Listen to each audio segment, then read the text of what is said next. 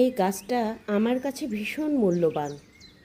আমি দীর্ঘ 18 বছর ধরে এই গাছটার চারা তুলতে চেয়েছি, কিন্তু বারবারই কী যে দুর্ভাগ্য হয়, একটুখানি কুশি হলেও পরে আবার মরে যায় গাছটা।